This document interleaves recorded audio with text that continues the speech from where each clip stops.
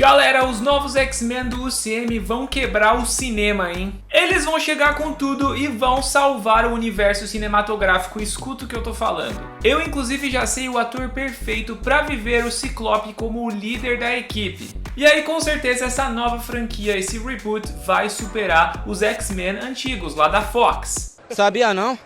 Em primeiro lugar, eu gostaria de deixar bem claro que eu sou muito fã da franquia antiga. Nós temos diversos momentos icônicos naquelas produções, vários arcos bem legais que foram retratados e também um elenco de peso que marcou, né? Fala sério. Não apenas o Hugh Jackman como Wolverine se consagrando no papel, mas também o Ian McKellen no papel do Magneto, o Patrick Stewart no papel de Professor Xavier, e depois a franquia do Primeira Classe com o James McAvoy, o Michael Fassbender. Então se você juntar a trilogia original e depois também a franquia Primeira Classe, que inclusive foi unida pelo filme Dias de um Futuro Esquecido, a gente tem muita coisa boa, inclusive esse filme é épico demais, diga-se de passagem. Porém pessoal, se nós olharmos para essa franquia como um todo, nós também vemos vários erros, vários problemas que agora devem ser evitados. Um ponto importante é que o primeiro filme, X-Men, lá dos anos 2000, ele foi feito num cenário completamente diferente do que a gente tem hoje. Inclusive toda aquela questão dos trajes não serem fiéis aos quadrinhos. Em primeiro lugar porque os quadrinhos eram muito espalhafatosos e coloridos, por si só já era um motivo para não ficar galhofa nos cinemas, mas nunca foi feita uma adaptação parecida, porque naquele cenário dos anos 2000 o cinema de super-herói não era como é hoje. Então o diretor Bryan Singer optou pelos trajes pretos, mais sérios, e inclusive todo o tom do filme é mais misterioso e tem uma pegada de ficção científica. Inclusive foi isso que o diretor usou para vender e para promover o filme. Ele nem falava que era filme de super-herói, olha só. E aí depois, com o lançamento do primeiro X-Men, depois uma trilogia e também a trilogia do Homem-Aranha, as coisas mudaram para o cinema de super-herói. E esse boom foi gigantesco nos anos seguintes, o que nos traz para o cenário de hoje em dia, que nós já estamos em outro momento, que tivemos tantas produções de super-herói, tanto da Marvel quanto da DC, mas mais especificamente da Marvel e do UCM, que a qualidade começou a cair, o que trouxe à tona a discussão da saturação dos filmes de super-herói. O que eu já falei aqui outras vezes para vocês que eu discordo, o problema foram produções mal feitas e não o gênero como um todo. É só você ver a repercussão de Deadpool 3 e também do anúncio do Quarteto Fantástico. É verdade. Então o problema não é o subgênero de super-herói, e sim a qualidade das produções. Então entender esse contexto lá dos anos 2000 e que a gente está vivendo agora, nos ajuda a entender o que vai chegar. Porque agora a Marvel está precisando de personagens, de uma equipe que vai levantar o hype de volta. E embora Quarteto Fantástico já esteja anunciado com o elenco definido, os X-Men também vão ser essenciais e com certeza vão ser uma grande aposta da Marvel. Os personagens individuais e também como equipe são cartuchos poderosíssimos na mão do Kevin Feige. E ele sem dúvidas está planejando usar quando for possível.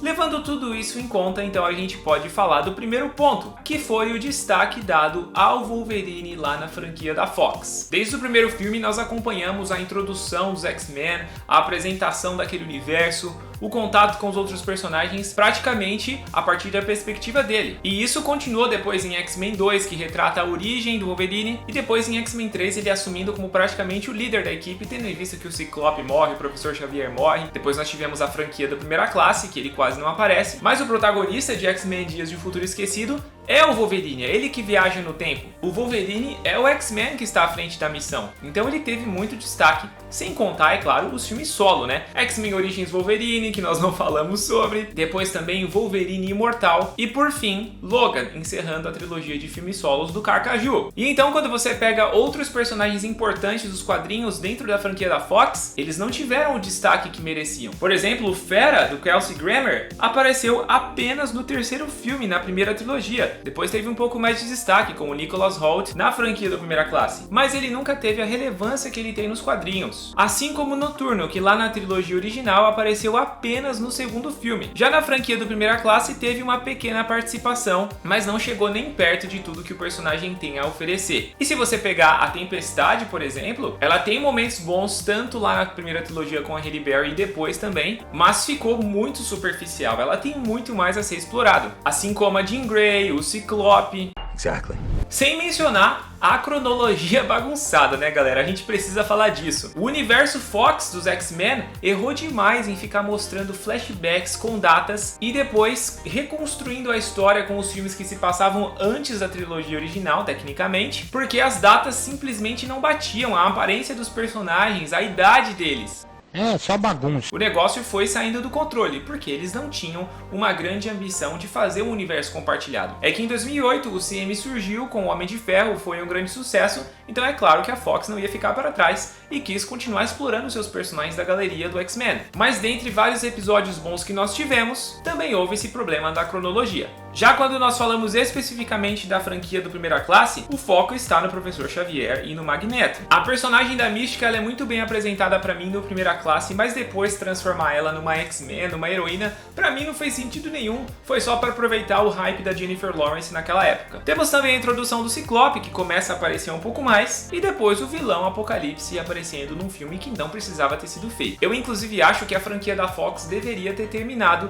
lá em Dias de um Futuro Esquecido, foi o final perfeito, linkou as duas histórias, corrigiu os erros que eles tinham feito lá na trilogia, por exemplo, o retorno do Ciclope, da Jean Grey, tudo ficando bem, num dia colorido, ensolarado. Pra mim fechava perfeitamente. Mas eles decidiram explorar e aí nós tivemos X-Men Apocalipse e o encerramento com um gosto amargo de X-Men Fênix Negra. Mas vendo tudo isso a gente percebe que o universo Fox dos X-Men teve ali uma sucessão de erros e acertos, momentos bons e momentos muito ruins. A série X-Men 97, por sua vez, se tratando de um desenho, conseguiu fazer a adaptação de vários arcos e personagens de uma maneira muito boa. Não é à toa que eles fizeram um revival dessa série, né? Trouxeram uma temporada nova. Porque as 5 primeiras temporadas lá dos anos 90 realmente eram muito boas. E agora não tá sendo diferente com esse novo arco. Inclusive eu tô aqui fazendo a cobertura completa dessa série, hein? Analisando os episódios, falando da série antiga, as referências, claro, também dos quadrinhos, muitas teorias, tá muito bacana, então se você não acompanhou, ativa o seu sininho de notificações para você não perder, porque nós temos ao todo 10 episódios. Então tem muita coisa que eu vou trazer aqui para vocês e você não quer ficar por fora. Então já se inscreva se não for inscrito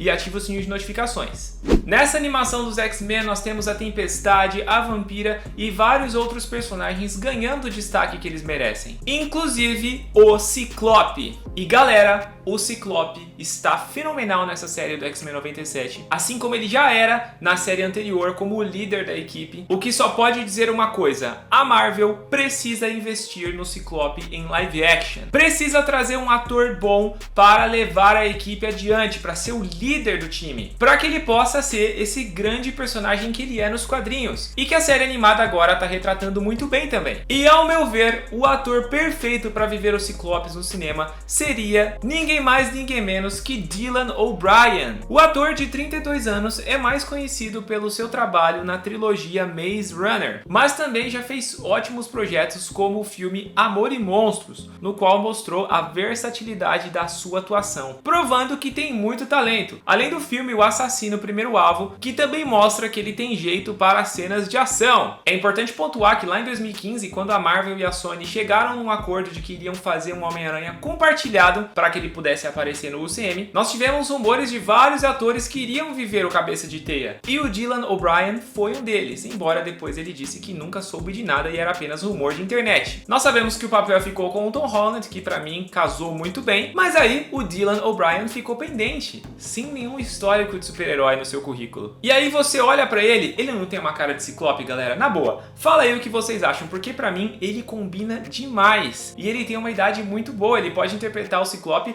por vários anos, por pelo menos 10 anos, uns 3, 4 filmes. A aparência ele tem, uma idade boa ele tem, experiência e talento ele tem. Pô, Marvel, na boa, faz acontecer. O Dylan O'Brien com certeza faria um ótimo Ciclope, líder à frente da equipe, usando os seus poderes implacáveis que, infelizmente, nenhuma das franquias lá da Fox soube aproveitar. Tem sim momentos legais, alguns momentos emblemáticos, mas no geral não é o personagem que ele é nos quadrinhos, nem o personagem que ele está sendo na série do X-Men 97. Se eles focarem essa nova franquia dos X-Men no Ciclope, desenvolver esse personagem e focar em pelo menos uns 4 membros, não precisa ser vários personagens nesse primeiro filme, e depois aos poucos ir introduzindo outros e mantendo e explorando uma grande equipe, galera, essa é a receita do sucesso. Tudo que faltou no universo da Fox com o Fera, com o Noturno, com a Tempestade e também com a Jean Grey, eles eles podem acertar agora, pessoal. A Marvel tem a oportunidade de ver o que deu certo e aquilo que foi errado fazer totalmente o oposto. Inclusive os crossovers que nós nunca vimos. Quarteto Fantástico já está anunciado. Nos quadrinhos, os X-Men se encontram com o Quarteto Fantástico e isso vai ser possível agora, porque quando os X-Men surgirem, o Quarteto Fantástico já vai ter sido estabelecido. Sem contar também o soft reboot que muito provavelmente vai acontecer em Guerras Secretas, e nós vamos ter diversos personagens da Marvel que também podem interagir nas histórias dos X-Men, assim como acontece nas HQs. A gente nunca teve isso na franquia da Fox. Mas agora, galera, é só ter vontade de fazer certo. Inclusive, nós temos rumores de que o Senhor Sinistro vai ser o vilão principal do reboot dos X-Men no UCM. Isso vai ser muito legal de ver porque o Senhor Sinistro nunca apareceu na franquia da Fox e nenhum arco dele foi adaptado. Então trazer um vilão inédito, até para descansar um pouquinho a imagem do Magneto, isso vai ser essencial, e depois eles podem trazer o Magneto para se juntar à história. Eu acho que num primeiro filme nem precisamos ter um Wolverine, até porque a imagem do Hugh Jackman, que estava sendo descansada, agora voltou pro hype, voltou à tona com a participação dele em Deadpool 3. Deadpool e Wolverine, inclusive, né? Ele é um protagonista também. Então o momento agora é explorar o Ciclope, outros X-Men, e aí o novo Wolverine, que eu inclusive acho que pode ser interpretado pelo Taron Egerton. Vocês me falem aí qual que é o fancast de vocês, mas eu gosto desse ator e acho que ele combina pro papel. Ele pode aparecer apenas no segundo filme. O destaque que foi dado pro Wolverine lá na Fox não precisa existir aqui. Eles podem focar e devem focar em personagens que nunca tiveram esse destaque. Nós gostamos sim do Wolverine, o Hugh Jackman sempre fez um trabalho excepcional, mas eu acho que o momento é de descansar esse personagem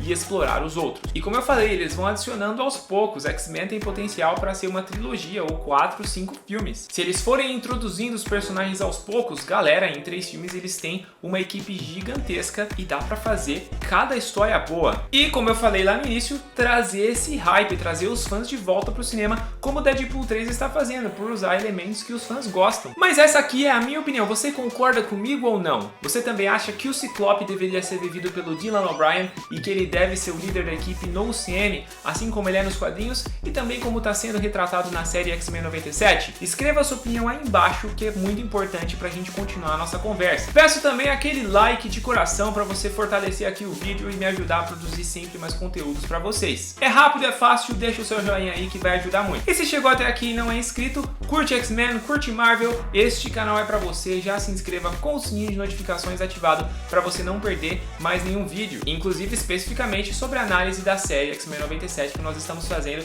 e que tá muito legal, hein? Você não vai querer perder. E é isso aí, pessoal, eu vou ficando por aqui, muito obrigado por assistir, um grande abraço e até a próxima conversa de nerd.